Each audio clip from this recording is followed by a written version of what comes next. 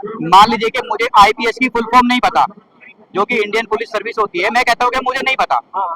मुझे बीए की full form नहीं पता, जो कि बैचलर ऑफ आर्ट्स होती है, मैं कहता हूँ कि मुझे नहीं पता। या मैं ये कह रहा हूँ कि यहाँ जितने भी विद्यार्थी हैं, इन्हें फुल फॉर्म नहीं पता है। यहाँ कोई ये जीके का पेपर तो देने आए नहीं है। देखिए, इनका जो उद्देश्य है, जो इनका मकसद है, वो तो इन्हें स्पष्ट पता है। आंदोलन के लिए निमंत्रण नहीं भेजे जाते, जिसका जमीर जिंदा होता है वो समाज के उत्थान में होने वाले आंदोलन में स्वतः पहुंच जाता है। देखिए, लाभ हमें मिले या ना मिले, हम इसके लिए नहीं है, हम अपनी आने वाली पीढ़ियों के बेहतर भविष्य के लिए इस आंदोलन को सफल बनाने के लिए आए हैं।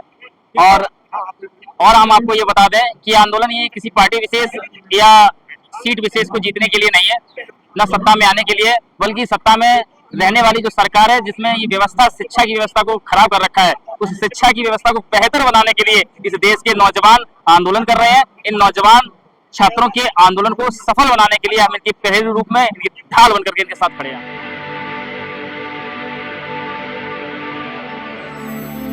जय भीम, मैं मेवालाल और आप देख रहे हैं बहुजन समय। साथियों, आज जंतर मंतर पे 14 दिन हो गए। यहाँ पर लगातार भीड़ बढ़ती जा रही है। मीडिया वाले अफवाह उड़ा रहे हैं कि यहाँ भीड़ तो आई नहीं। तो जिसको अगर लगे कि भीड़ नहीं है तो आके यहाँ देख सकते हो कि कितना भीड़ दिन पर दिन बढ़ती जा रही है। आज हमारे साथ भीम आर्मी के कार्यकर्ता हैं, इनसे समझूंगा कि आखिर इनको क्या जरूरत क्या पड़ गई, क्या इनको निमंत्रण मिला है या फिर अपने मर्जी से आए, इनसे समझूंगा। सर, आपका परिचय क्या है? हमारा नाम एडवोकेट विजय कुमार आजाद है और पेशे से मैं लॉयर हूँ और भीम आर्मी भारत एकता मिशन का राष्ट्रीय अध्यक्ष। आपको यहाँ पर निमंत्रण मिला है? आंदोलन के लिए निमंत्रण नहीं भेजे जाते, जिसका जमीर जिंदा होता है वो समाज के उत्थान में होने वाले आंदोलन में स्वतः पहुंच जाता है। तो आपको यहाँ आने से क्या आपको लाभ मिलेगा? देखिए, लाभ हमें मिले या ना मिले, हम इसके लिए नहीं है, हम अपनी आने वाली पीढ़ियों के बेहतर भविष्य के लिए इस आंदोलन को सफल बनाने के लिए आए हैं। और हम आपको ये बता दें कि आंदोलन ये किसी पार्टी विशेष या सीट विशेष को जीतने के लिए नहीं है, न सत्ता में आने के लिए, बल्कि सत्ता में रहने वाली जो सरकार है, जिसमें ये व्यवस्था शिक्षा की व्यवस्था को खराब कर रखा है, उस शिक्षा की व्यवस्था को बेहतर बनाने के लिए इस देश के नौजवान आंदोलन कर रहे हैं। इन नौजवान छात्रों के आंदोलन को सफल बनाने के लिए हम इनकी पहले रूप में इनकी ढाल बनकर के इनके साथ खड़े हैं। आपको कौन सा पेपर, आप पेपर दे रहे हो, आप चले आए तो बच्चों का प्रोग्राम है, बच्चों का रिपोर्ट है। मैं भी 2 बच्चों का बाप हूँ। एक पिता की हैसियत से मैं जानता हूँ कि बच्चे का भविष्य कैसे संभलता है। अच्छी शिक्षा और अच्छी शिक्षा हासिल करने के बाद, पेपर को देने के बाद, कंपटीशन फाइट करने के बाद ही वो अच्छे रोजगार के लिए आगे बढ़ सकता है, अपनी काबिलियत को प्रदर्शित कर सकता है। और इस देश में करोड़ों छात्र हैं, बच्चे हैं, जो इस देश का भविष्य है और उनके भविष्य के साथ खिलवाड़ हो रहा है, यानी देश के साथ खिलवाड़ हो रहा है। और देश का नागरिक होने के नाते मैं कैसे चुप रह सकता हूँ? मीडिया वालों को करें, आपको नीट का फुल फॉर्म नहीं आता, सीबीएसई का फुल फॉर्म नहीं आता, तो यहाँ दोनों में आप लोग क्यों चले आते हो? देखिए, मीडिया कहने के लिए कुछ भी कहे, मीडिया कहने के लिए कुछ भी कहे, वो उनका अपना व्यक्तिगत काम है।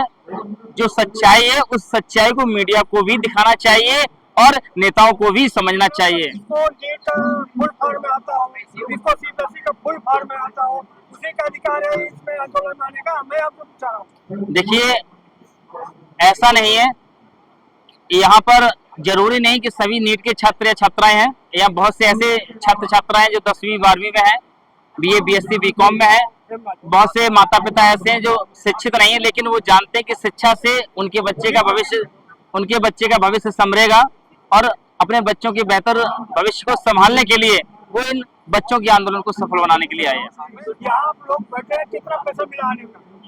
देखिए, यहाँ पैसे नहीं मिलते, देश बेरोजगार है और बेरोजगार की स्थिति में हमें शिक्षा से वंचित कर दिया, रोजगार से वंचित कर दिया, हमें हमारे हक अधिकारों से वंचित कर दिया। जब हम अपने हक अधिकार उठाने के लिए, अपनी आवाज को रखने के लिए जंतर मंतर पर शांतिप्रिय ढंग से आंदोलन करने आए हैं, तो आज हमारे ऊपर आरोप लगाया जा रहा है।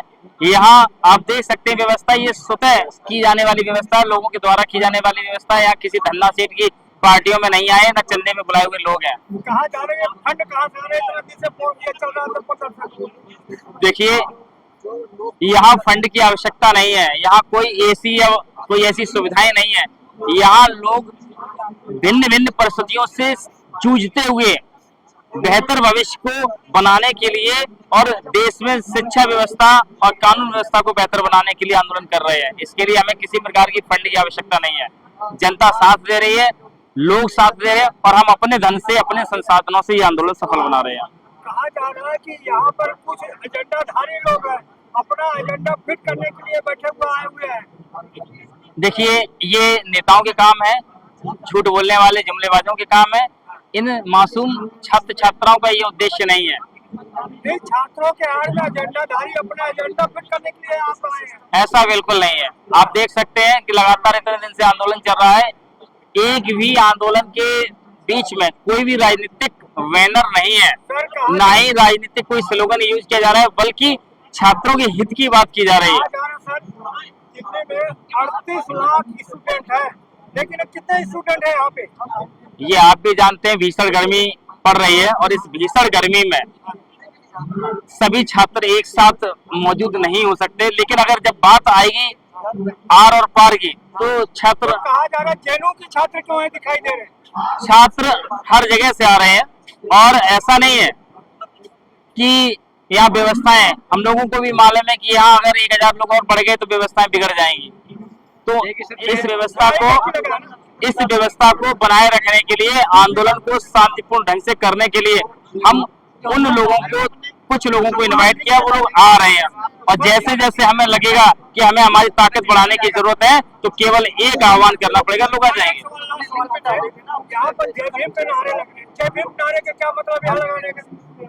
देखिए, यहाँ पर केवल एक ही नारा नहीं लग रहा है, यहाँ पर भारत माता की जय भी हो रही है, वंदे मातरम भी हो रहा है, आवाज तो हम एक हैं ये भी नारा लग रहा है, और जय भीम का भी नारा लग रहा है। ये इसलिए लग रहा है ताकि समता की बात जिन्होंने की है, समता को स्थापित करने के लिए, शांतिपूर्ण तरीके से इस आंदोलन को सफल बनाने के लिए ये नारे लगाए जा रहे हैं। इसका किसी भी राजनीतिक दल से कोई संबंध नहीं है। मैं सर, एक तो जैसे ये जो सवाल है मैं इसमें ऐड कर रहा हूँ, जैसे मान लीजिए कुछ कह रहे कि इनको नीट की फुल फॉर्म नहीं पता, या इनको जो है फला की फुल फॉर्म नहीं पता है। देखिए, मान लीजिए कि मुझे आईपीएस की फुल फॉर्म नहीं पता, जो कि इंडियन पुलिस सर्विस होती है, मैं कहता हूँ कि मुझे नहीं पता। मुझे बीए की फुल फॉर्म नहीं पता, जो कि बैचलर ऑफ आर्ट्स होती है, मैं कहता हूँ कि मुझे नहीं पता। या मैं ये कह रहा हूँ कि यहाँ जितने भी विद्यार्थी हैं, इन्हें फुल फॉर्म नहीं पता है। यहाँ कोई ये जीके का पेपर तो देने आए नहीं है। देखिए, इनका जो उद्देश्य है, जो इनका मकसद है, वो तो इन्हें स्पष्ट पता है ना। ये तो आप तो खैर गोदी मीडिया नहीं है, आपने तो किसी और का सवाल यहाँ रखा है। तो जो भी इस तरीके का सवाल कर रहे हैं कि साहब इनको फुल फॉर्म नहीं पता, इन्हें अपने उद्देश्य का तो पता है।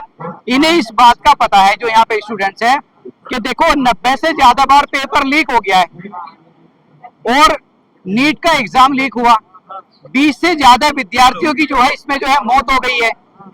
और इन्हें इस बात का पता है स्पष्ट रूप से कि शिक्षा व्यवस्था जो है ना सुचारू रूप से काम नहीं कर रही है। मौजूदा जो व्यक्ति है, जो प्रधानमंत्री जी ने जिनको अब ये दे रखा है एजुकेशन मंत्रालय जो है, वो सुचारू रूप से चला नहीं पा रहे हैं। इनको स्टूडेंट्स को स्पष्ट रूप से ये पता है कि उनको जो है हटा दें और किसी अन्य व्यक्ति को जो दे दे। सरकार के पास में योग्य व्यक्ति भी है, वो उनको जो बिठा दे। अब आता दूसरा सवाल, सर मैं दूसरा ही इसी में आप बीच में आया था, एक सवाल अभी आया था कि वो जेएनयू के यहाँ स्टूडेंट्स क्यों हैं। वैसे मैंने तो मेरठ से लॉ किया है, यहाँ पे जेएनयू के स्टूडेंट क्यों है? देखिए, जेएनयू जो है वो कोई भाई साहब दुश्मन देश में तो है नहीं, है ना। वो कोई दुश्मन देश में तो है नहीं कि वो साहब वो तो जी आपका जो पाकिस्तान में है या चाइना में। वो भारत की यूनिवर्सिटी है। वहाँ पर नारे लगता है, टुकड़े टुकड़े कर वहाँ पर लगता है ना, नहीं, पूछा जा रहा है। अब मैं उसका जवाब दूं। देखिए, मैं अधिवक्ता हूँ, नियम अनुसार और तर्कशील बात करें वो ज्यादा ठीक है। वैसे तो अभी तक जिस नारों की बात करी गई थी ना कि वो कन्हैया ने लगाई या उसके दौर में लगाए, उस मामले में चार्जशीट भी दाखिल नहीं हुई, उस मामले में कन्हैया को जो सजा भी नहीं हुई। अच्छा, अब रही बात उसकी कि मान लीजिए जो कहने वाले कि वहां किसी एक आदमी ने लगा दिया, तो अब सारी यूनिवर्सिटी थोड़ी खराब हो गई। मान लीजिए कि हमारे देश में, हमारे भारत देश में किसी एक आदमी ने जो है दुश्मन देश का साथ दे दिया है, दुश्मन देश को मुखबरी कर दी, तो हमारा सारा देश थोड़ी ना खराब हो गया। तो जो जेएनयू के यहाँ पे स्टूडेंट्स हैं, उनको उस नजर से ना देखा जाए। अब दूसरी एक बात हो रही थी कि यहाँ पे जो है जो जय भीम का नारा क्यों लग रहा है। देखिए, जो अंबेडकर साहब थे वो बहुत बड़े विद्वान थे, बहुत जुझारू, बहुत ज्यादा ईमानदार, संघर्षशील और संविधान निर्माता। और संविधान सभा के सभापति, अगर मान लीजिए कि हम अपने एक स्वतंत्रता सेनानी का, जो हमारे देश की आजादी में जिसने भूमिका निभाई, जिन्होंने संविधान में अपनी भूमिका निभाई, जिन्होंने इस समाज छुआछूत को खत्म करने के लिए अपना पूरा जीवन लगा दिया, जिन्होंने जो है उनके बच्चे जो है घर पे जो है मरे हुए पड़े हैं और वो फिर भी जो समाज के हित की बात कर रहे हैं, अगर ऐसे व्यक्ति का नारा हम लगा भी रहे हैं जो कि हमारे देश का है, हमारे देश का गौरव है, हमारे देश का मान सम्मान है, अगर उसका नारा किसी भी स्टेज से लग रहा है तो इसमें भी कोई गलत नहीं है।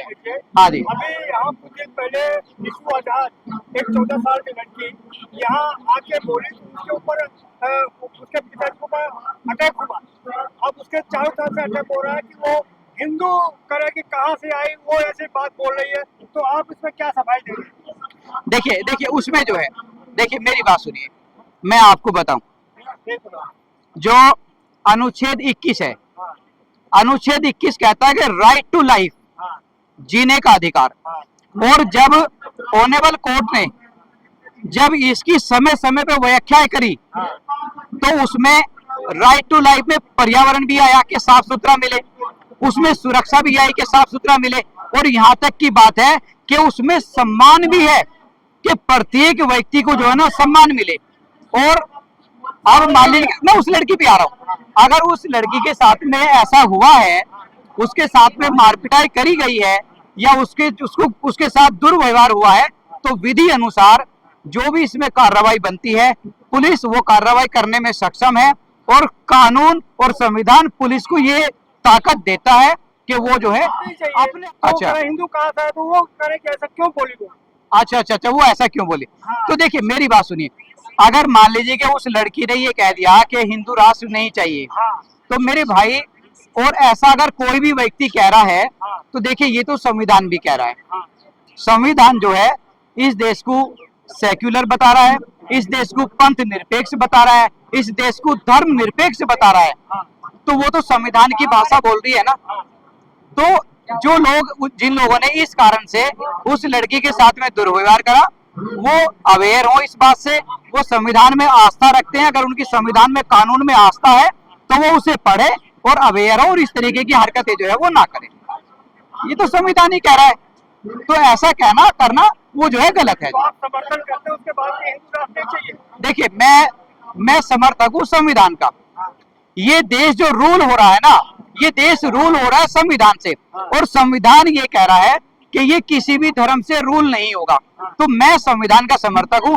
जब संविधान ये कह रहा है कि ये किसी भी नाम से घोषित नहीं होगा, तो मैं भी कह रहा हूँ कि नहीं होना चाहिए, हिंदू राष्ट्र नहीं चाहिए, मतलब नहीं होना चाहिए। जब संविधान कह रहा है कि नहीं होना चाहिए तो फिर नहीं होना चाहिए, अब उसमें क्या बात है।